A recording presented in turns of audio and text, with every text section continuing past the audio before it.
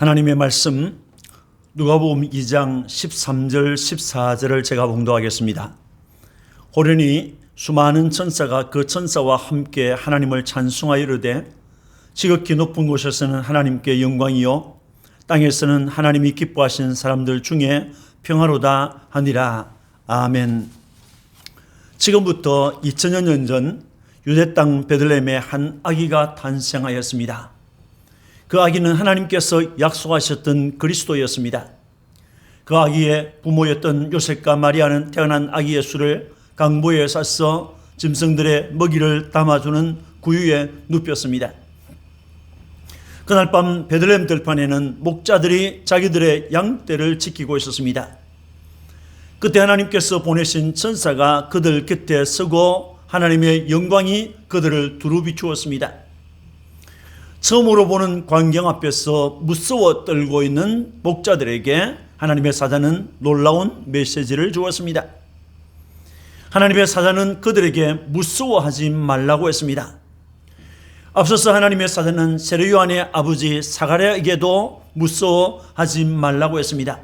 또 마리아에게도 무서워하지 말라고 했습니다. 하나님의 사자는 내가 좋은 소식을 너희에게 전하노라고 했습니다. 여기에서 좋은 소식은 복음을 말합니다.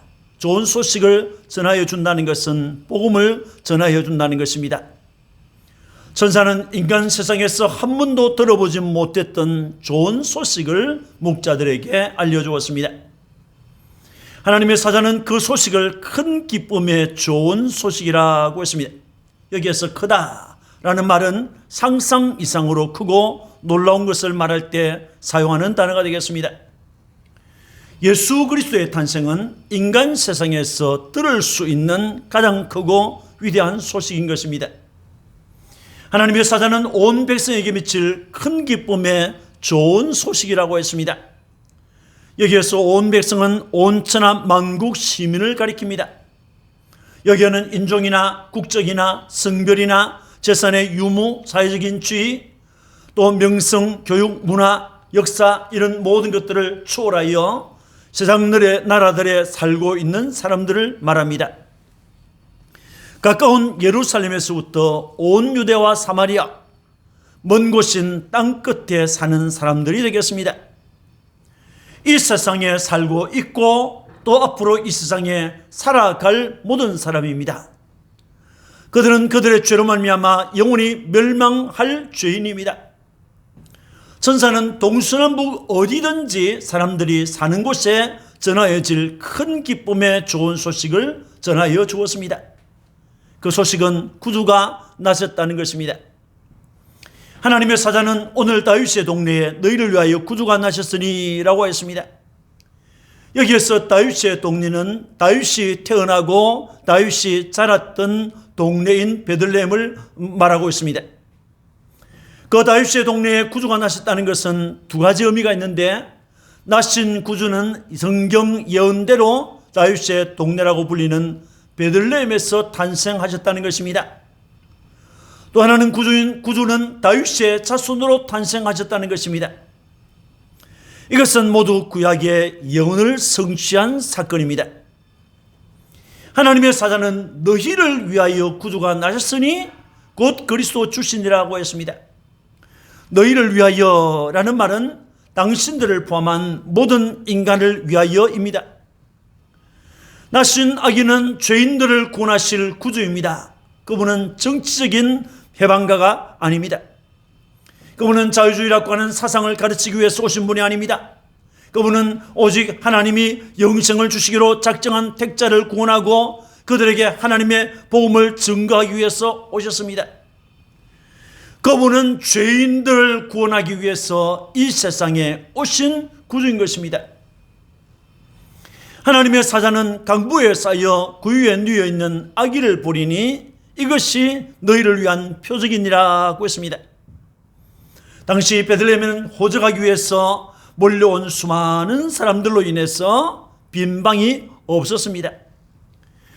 해산할 장소를 찾던 마리아는 짐승들이 있는 마구간에서 아기를 낳았습니다.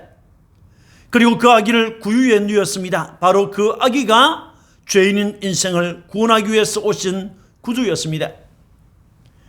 그리스도께서 아기로 탄생하여 구유에 누워 있는 사실이 사람들에게 표적이라고 했습니다. 그것은 그리스도께서 죄인을 구원하기 위하여 오신 사건이기 때문에 그렇습니다. 이렇게 말한 다음 하나님의 사자는 수많은 전군과 함께 찬송하였습니다. 본문 14절에 지극히 높은 곳에서는 하나님께 영광이요 땅에서는 하나님이 기뻐하신 사람들 중에 평화로다라고 했습니다. 주님의 성탄을 앞두고 천사의 찬송이라는 제목으로 함께 은혜를 받고자 합니다. 그 내용은 두 가지입니다. 하나는 지극히 높은 곳에서는 하나님께 영광이요 라는 것입니다. 14절에 지극히 높은 곳에서는 하나님께 영광이요 라고 했습니다. 여기에서 지극히 높은 것은 하늘에 하나님이 계시는 곳, 하늘에 하나님이 그의 나라와 그의 백성을 통치하시는 곳을 말하고 있습니다. 예수 그리스도의 탄생은 지극히 높이 계신 하나님께 영광이라고 했습니다. 예수님의 탄생이 왜 하나님께 영광이 됩니까? 하나는 예수 그리스도의 탄생은 하나님이 하신 일이기 때문에 그렇습니다. 요한복음 3장 16절에 하나님이 세상을 이처럼 사랑하사 독생자를 주셨으니 라고 했습니다. 성탄은 하나님께서 그의 아들을 주신 사건입니다. 그 아들을 세상에 보내주신 것은 하나님의 계획을 따라 된 것입니다. 하나님은 창세전에 죄인 구원이라고 하는 위대한 계획을 세우셨습니다. 창세전에 하나님께서는 우리를 그의 아들로 삼아주었습니다. 이것을 우리는 하나님의 선택 또는 예정이라고 합니다. 이것을 실현하기 위해서 하나님께서는 그의 아들 예수 그리스도를 세상에 보내주셨습니다. 세상에 오신 예수 그리스도는 우리를 위하여 십자가에서 대신 속죄를 이루셨고, 예수 그리스도는 우리를 구원하실 뿐만 아니라 믿음의 주가 되셨습니다. 예수 그리스도는 중간에 막힌 담을 허셨고, 우리가 하나님 아버지 앞으로 담대히 나아갈 수 있는 새로운 살 길이 되셨습니다. 예수님의 탄생이 하나님께 영광이 되는 것은 이 사건이 사람에게서 나온 것이 아니라 하나님께서 그의 주권으로 정하시고 시행하신 것이기 때문에, 하나님께서 주신 것이기 때문에 그렇습니다. 왜 하나님께 영광이 됩니까? 예수 그리스도의 탄생은 하나님께서 죄인을 구원하여 영생을 주시려고 보내신 사건이기 때문입니다. 요한복음 3장 16절에 하나님이 독생자를 주셨으니 이는 그를 믿는 자마다 멸망치 않고 영생을 얻게 하려 하심이라고 했습니다. 이 세상에 수많은 종교가 있습니다. 이 세상에 있는 수많은 종교는 다 인간이 만든 것입니다. 인간이 신을 만들어 놓고 그 만들어 놓은 신 앞으로 가서 그 신을 섬깁니다. 그러면서도 그 신이 노여워할까 봐 두려워합니다. 그러나 기독교는 인간 편에서 시작한 종교가 아닙니다. 하나님 편에서 시작했습니다. 하나님 편에서 죄인인 인간을 찾아오셨습니다. 하나님 편에서 죄인인 인간에게 자기를 계시하셨습니다. 처음 사람 아담이 에덴 동산에서 사단의 꾀에 빠져 죄를 범하였습니다. 그 후에 그들은 하나님이 두려워서 무화과 나무 잎으로 옷을 만들어 입고 나무 아래 숨어 있었습니다. 그때 하나님께서 그들을 찾아오시면서 아담아 내가 어디 있느냐라고 불러주었습니다. 그리고 여자의 후손을 주시겠다고 약속했습니다. 또 짐승의 가죽으로 옷을 만들어 그들에게 입혀 주었습니다. 이것이 하나님의 사랑이죠. 이것은 죄인들을 구원하기 위하여 보혈을 흘리실 그리스도의 대신 속죄 사건을 상징적으로 보여준 사건이 되겠습니다. 바로 이것이 하나님의 사랑입니다. 요한복음 3장 16절에 하나님이 세상을 이처럼 사랑하사 독생자를 주셨으니 라고 했습니다. 하나님이 우리를 사랑하여 독생자를 주셨다고 했습니다.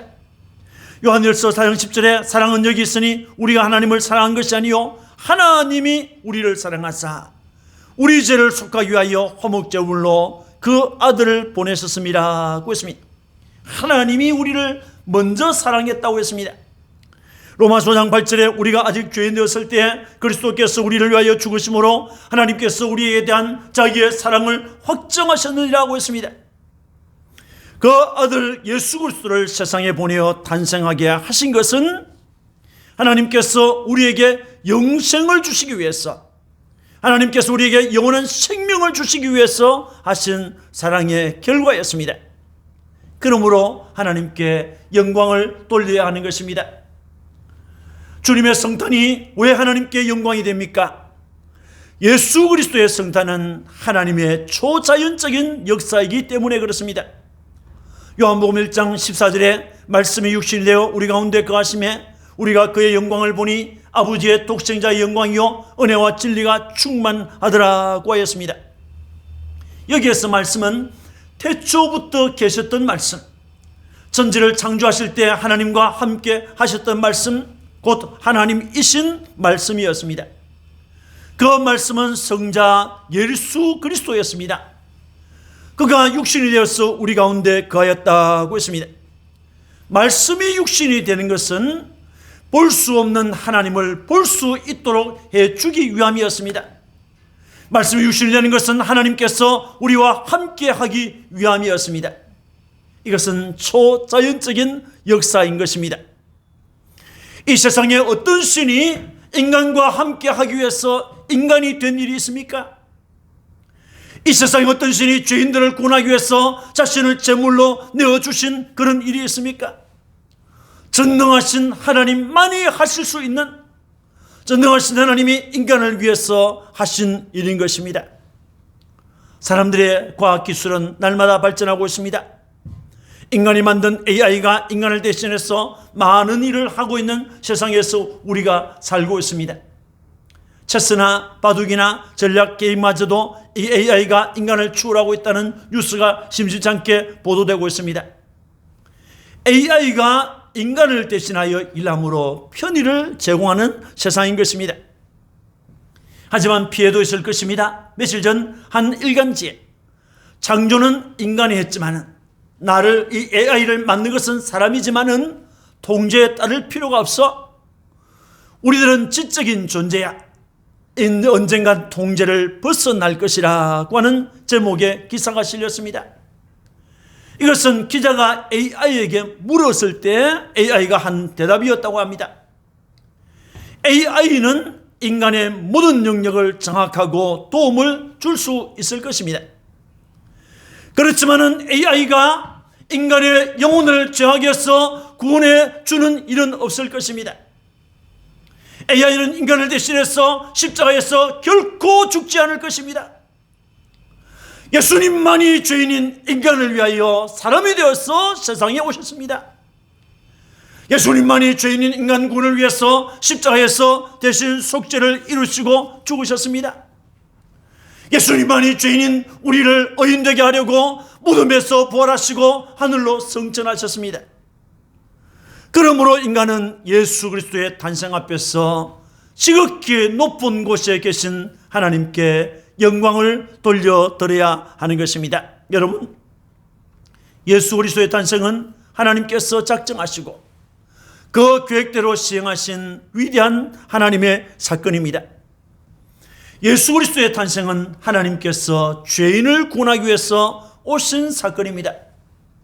예수 그리스도의 탄생은 하나님의 초자연적인 역사였습니다. 그래서 하나님께 영광을 돌려야 하는 것입니다. 전사의 찬송 두 번째 내용은 무엇입니까? 땅에서는 사람들 중에 평화로다라는 것입니다. 14절에 땅에서는 하나님이 기뻐하신 사람들 중에 평화로다라고 했습니다. 예수 그리스도의 성탄은 땅에 사는 사람들에게 평화를 가지고 온 사건입니다. 14절에 땅에서는 사람들 중에 평화로다라고 했습니다. 사람들 중에 라는 말은 사람들 가운데 라는 말입니다.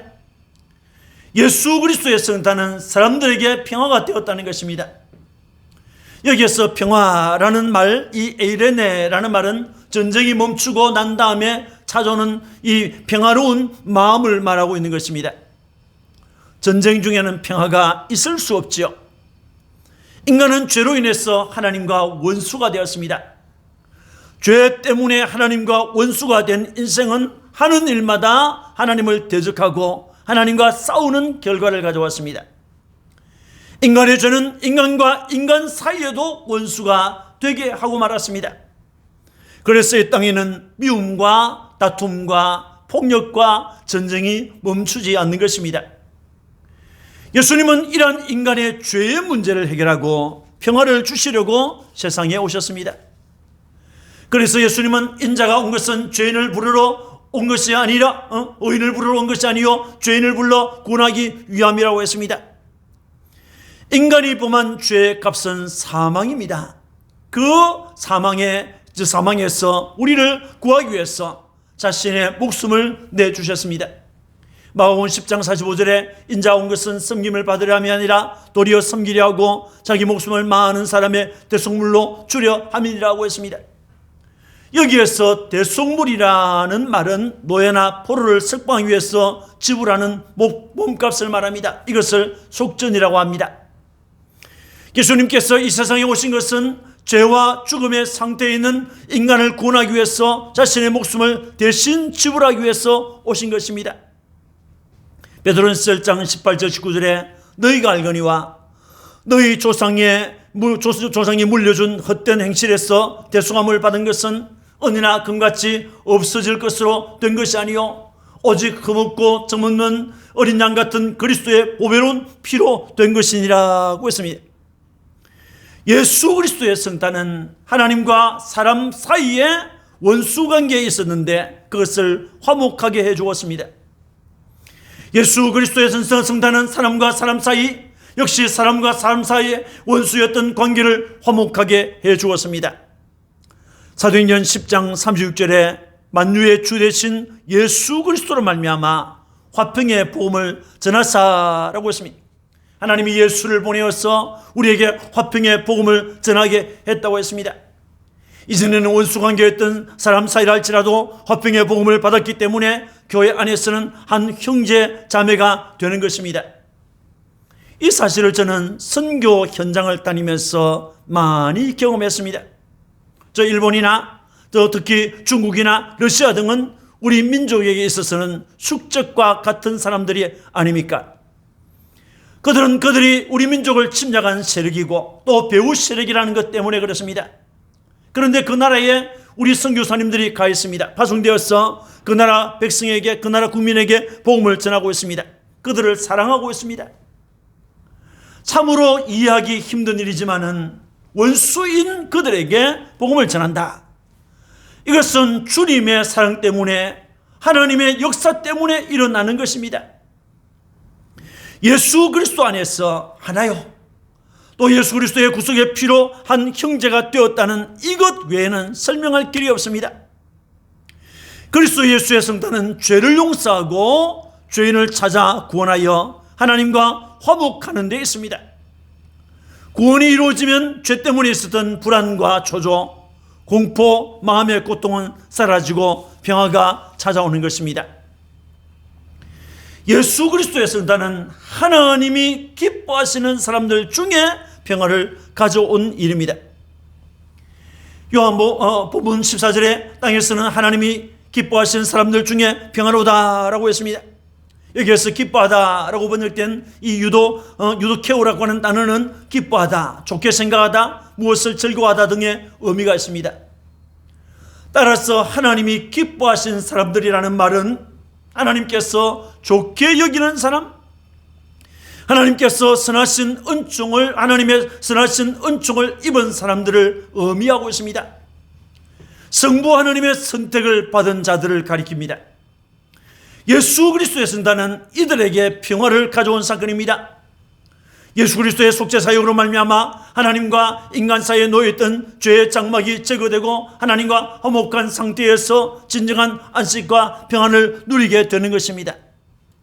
사람과 사람 사이에도 불화가 제거되고 화해가 이루어질 것입니다. 에베소서 2장 17절에 또 오셔서 먼 데 있는 너희에게 평안을 전하시고 가까운 데 있는 자들에게 평안을 전하셨으니 라고 했습니다. 예수님께서 이 세상에 오셔서 먼 곳에 있는 이방인들에게 평안을 주었다고 했습니다. 또 가까운 데 있는 자들에게도 평안을 전하였다고 했습니다. 예수 그리스도의 성탄은 모든 사람에게 미칠 큰 기쁨의 소식입니다.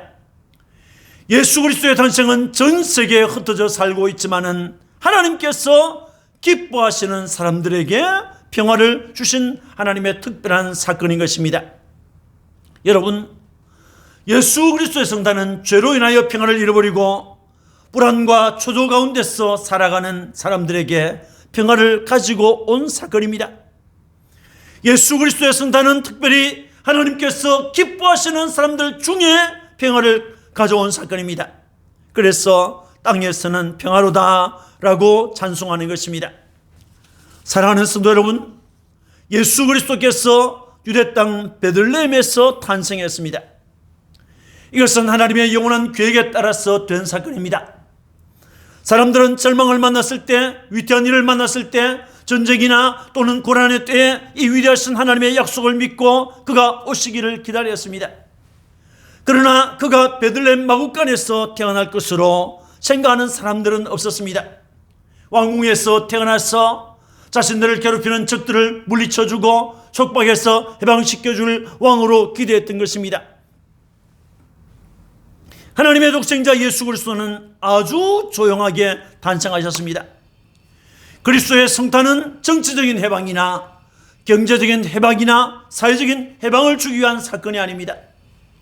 예수 그리스도의 성탄은 개인이 받은 사제의 은총에 최우선적으로 관계합니다. 그의 성탄은 온 세상 사람들이 기뻐할 일입니다. 그의 성탄을 기뻐한 사람들은 겨우 몇 사람뿐이었습니다. 하나님의 천사는 맨 먼저 마리아에게 이 일을 알려주었습니다. 그 다음에 천사는 마리아와 약혼했으나 그녀의 임신을 알고 조용히 끊으려고 결심했던 요셉에게 알려주었습니다.